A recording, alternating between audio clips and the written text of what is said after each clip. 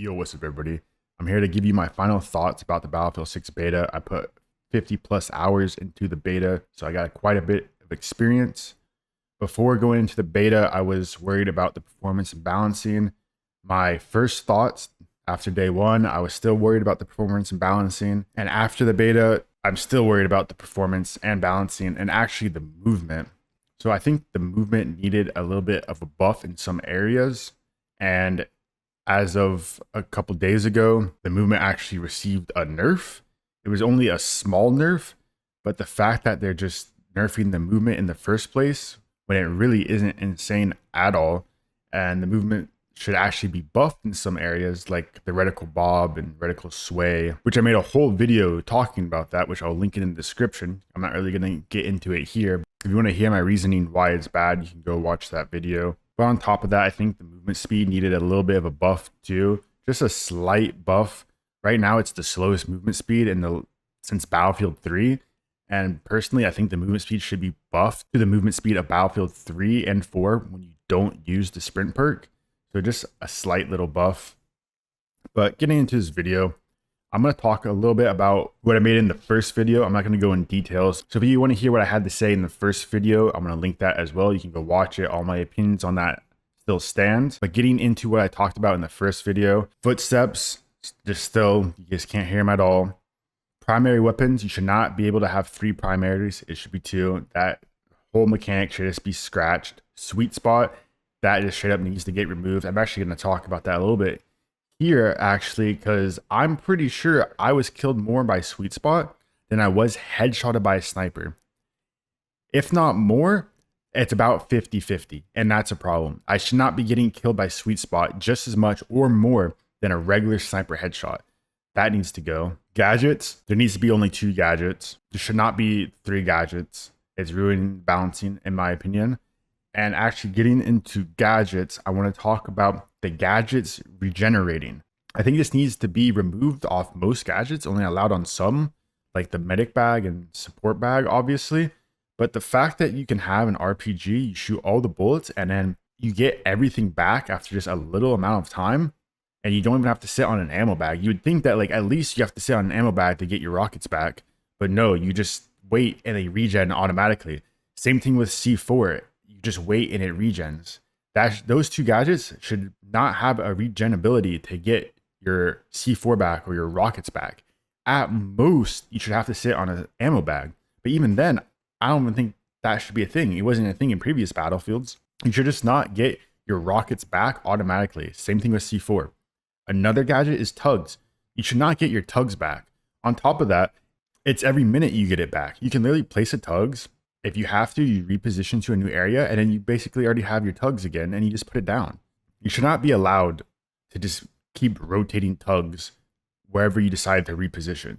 So there's a lot of gadgets that have a regen ability that I think should just straight up get removed. But that's pretty much it for gadgets. Moving on to vehicles. I think vehicles are definitely OP, like damage wise. Like the tank secondary gunner 2-shotting people is crazy. I talked about this in the first video, so I'm not really going to get into it. My point still stands. If you want to watch that, you can. I just want to quickly say that the Incendiary M320 should just straight up be removed from the game, or I think it was called like the Thermal M320. Can't remember the name. It's broken. It should actually get removed. Now, the last thing I want to talk about when it comes to my first video is the red dot sights. And I actually want to get into this a little bit again and kind of rant. There is 2 guns in the carbines and assault rifles that have a red dot sight. Every other gun does not have a standard red dot sight. On top of that, a lot of people I know have said they wish they could make the red dot even smaller. In previous battlefields, you could actually make the red dot smaller. For some reason, that's not in here. But regardless of that, the red dot is only on 2 guns. A standard red dot is only on 2 guns when it comes to assault rifles and carbines. Also, I'm pretty sure it's not on LMGs. I don't know why they're not adding a standard red dot to every single gun. It doesn't make sense. And for me personally, I don't like the green sight that everyone was using. I don't like how it looks. And on top of that, green for me is just not a good color. I easily lose it. If you watch any of my videos, I use red for everything. So the green sight that everyone is using, not only do I think it looks terrible, I don't like the color green. And again, that's a thing that was in previous battlefields where you could actually change the color of your reticle. Now you can't. So I just use the hollow sight, which is terrible because it blocks all your vision. but that was the only sight I liked if there wasn't a red dot sight. So I don't know why this red dot sight is not on every gun. It doesn't make any sense. And that's about it when it comes to discussing what I talked about in the first video. If you want to see me go into details, you can go watch the first video.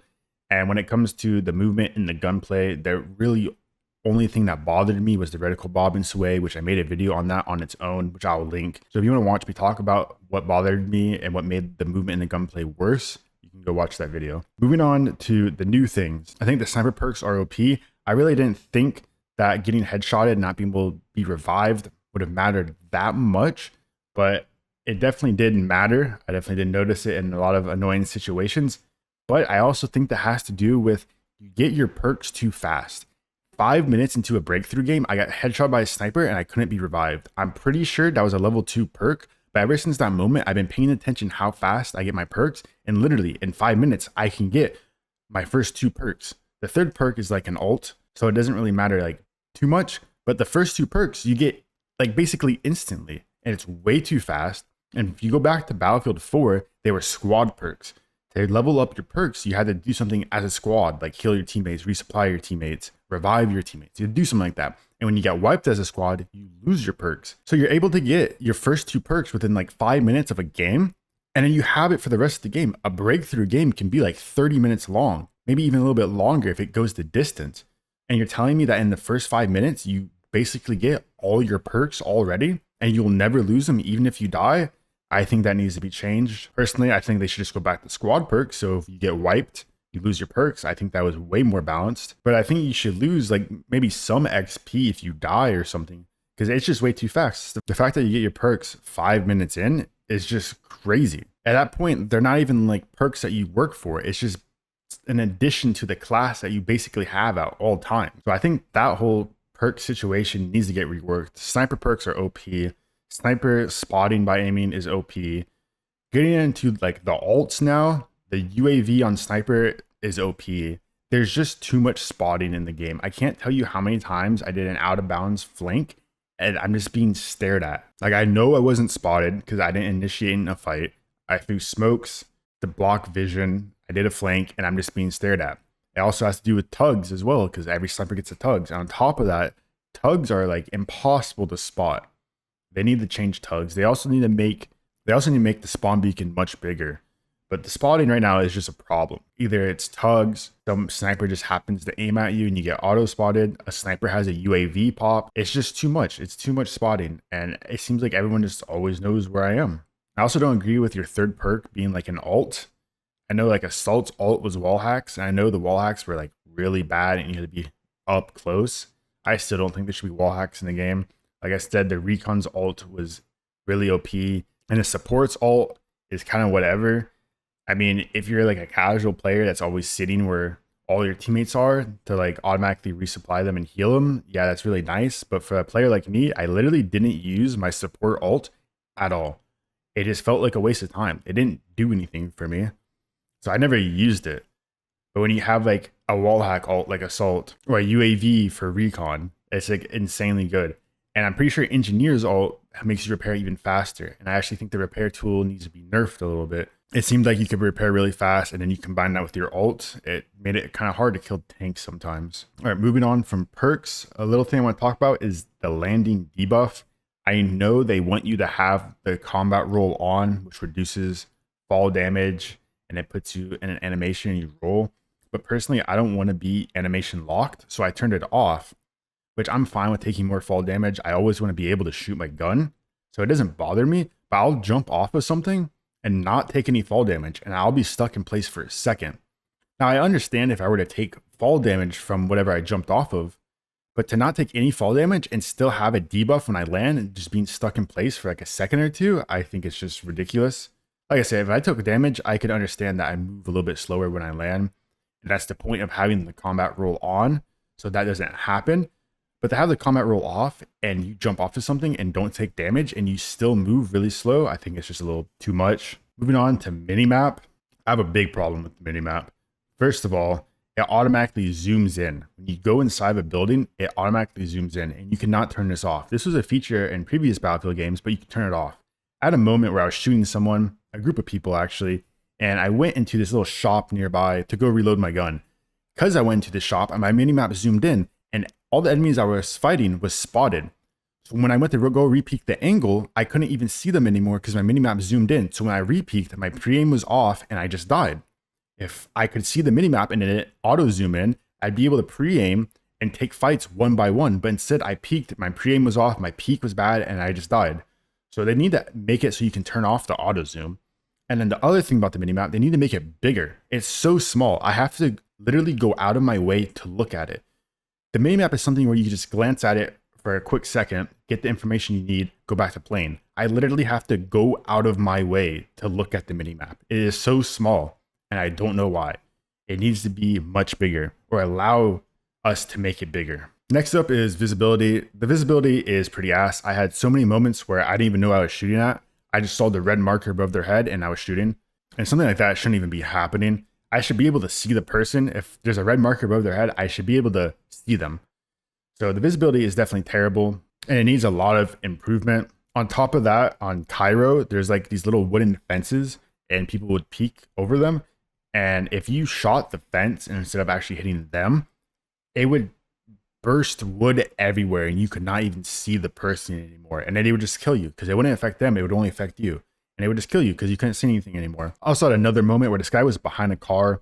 He was only showing like half his body, but some of my shots dinged off the car and the sparks on the car were so big, it covered this guy completely and I lost the gunfight. So not only is the visibility bad, it seems like just shooting cover that people are using also just messes up your visibility as well and you can't even see them. But on their screen, everything's perfectly fine. I also don't agree with the wallbang mechanics. There's a lot of wooden shutters or just wooden fences that you can't actually shoot through and you have to break it first to actually shoot them. I don't know if they want you to use the bullets that have better penetration because there is bullets that have better penetration. And I wonder if, I never tested it, but I wonder if those actually go through those wooden structures. But again, it's wood. My bullets should just be going through it, no problem. And I should be getting reduced damage because I'm wallbanging them. I shouldn't have to put on some special bullets to go wallbang a wooden fence. So I find that a little ridiculous as well. This is a little issue to me, but dead players moving, when you're dead and you want to revive, you actually move around quite a bit. And me and a bunch of other people I've seen have flicked to these dead bodies thinking that they're people prone because they are moving a significant amount on the floor for being dead. And I think that should just be removed. You should just look dead, like Battlefield 3, Battlefield 4. You should not be moving, especially when you have a lot of people flicking to these dead bodies thinking it's prone players. It's kind of becoming an issue. Moving on to some weapons I think need to be nerfed. The KTS, which is the LMG, I think it was KTS 100 or 1000, something like that. But this gun has no recoil at all. And I mean no recoil at all. And it also has very good accuracy. On top of it having no recoil at all, controller players get reduced recoil. I have been beamed by this gun from 80 plus meters away and the player was not using a bipod. And every time I got beamed across the map with this gun, they were always on controller. This gun literally has zero recoil on controller. I don't know if anyone saw the Scump clip of using this gun, but he went to the test range, put his reticle on the target and didn't even try to control the recoil. And the gun stayed on the target the entire time. And I'm pretty sure he wasn't even using the best in slot attachments. This gun needs recoil. I should not be getting beamed from 80 plus meters away by a controller player because of this. I used the gun myself and I stopped at 2.5 times on it and I was killing people really far away. And I wasn't bipoding. Like, you don't even need a bipod on this gun. It has no recoil at all and the bloom isn't even that bad. So I think this gun needs a nerf. And moving on to DMRs, I think DMRs in general need a nerf. I was getting two-shotted by DMRs. DMRs should not two-shot at all. In previous Battlefield games, DMRs three-shotted to the body, but I'm getting two-shotted to the body. So that should just not be a thing. But the whole time to kill in this game and time to death in this game is all messed up. But they've already talked about that. So they're definitely going over that and trying to fix it. But DMRs and the KTS definitely need a nerf. Moving on to Rush now, and I'm just going to straight out say it. It's terrible. Rush is terrible. It's 12v12. I don't know why they would do 12v12. Bare minimum should have been 16 versus 16 like Battlefield 3 and Battlefield 4. They did make the map smaller than the breakthrough maps, but even making the map smaller, it still should have been 16 versus 16, not 12v12. But on top of all of that, they should have just made Rush in the breakthrough maps and made it 24 versus 24. They should have not made a smaller version of the map just for Rush. They should have just copy the breakthrough maps, slap some MCOMs on there, made it 24 versus 24 Rush. That's literally what they should have done. But instead, they tried to make the map smaller at a 12v12, when even at that point, it should have been 16 versus 16. And there's no overtime in Rush either. So this game mode, as for now, is chalked. Obviously, that could change. Now, the last little thing I want to talk about is grenade throws. You throw grenades so fast, and it actually hurts the gameplay. So in most other games, a good way to throw nades is you start to throw when you're behind cover, and then you peek right when the grenade is thrown. So you can just quick throw the grenade around a corner. The way this grenade system works is that if you tap G to throw a grenade, you throw it so fast, you can't start the animation behind cover, quickly peek, and then throw it. You have to be literally peeking the whole time. When you use smokes and stuff, the fact that you can throw a grenade that fast anyway, it just needs to be nerfed. You should not be throwing grenades that fast. And the game on release is supposed to have impact grenades and like flashbangs. So imagine throwing impact grenades and flashbangs at Mach speed. So it just needs to be nerfed regardless. Now, the last thing I just want to touch up on, which I talked about in my first video, is the performance. The performance is honestly really bad, and I really don't think that it's going to get that much better. Liberation Peak, I had the most FPS, probably averaging like 130, 140, but even then, there was so much input lag that it didn't even feel like 130, 140. And when you get to a map like Cairo, I had so many moments where I hit 90 FPS, and I don't even have a bad PC at all. So the performance is terrible. Like, it's literally terrible. And when I played the Empire State map, I had one moment where I went down to 60 FPS. There was a lot of smoke grenades being thrown, but still, to go down to 60 FPS with a PC like mine, I have a 3080 Ti and an i9 11900K. It's not a terrible rig at all. I should not be getting like 60 FPS, even if there are a lot of smokes being thrown at the moment. But even if I did play the smaller modes like King of the Hill, I would have like 160 FPS. And it just did not feel like 160. It still felt like sub 100. It felt so bad. So even when I did have good FPS playing the smaller modes, the input lag was still just terrible. The performance is just absolutely awful. I'm sure it'll get a little bit better, but I really don't think it's going to get optimized that well. You're really going to need a NASA PC to play this game. And when it comes to pre-ordering this game, I just want to say, just buy it through the EA Pass or whatever it's called. I'm pretty sure it's going to be on there. 2042 is on there. 2042 came with like the most expensive edition just through the EA Pass.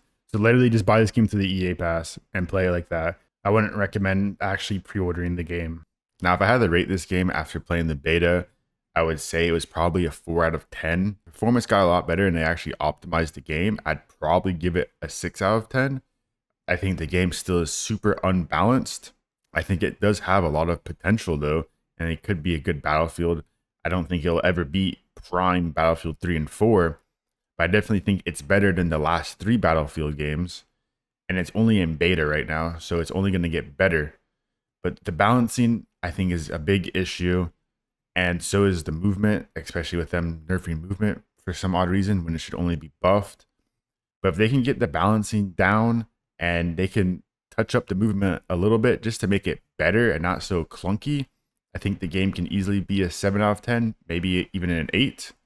But as for now, with the performance problems, I'd give it a 4 out of 10.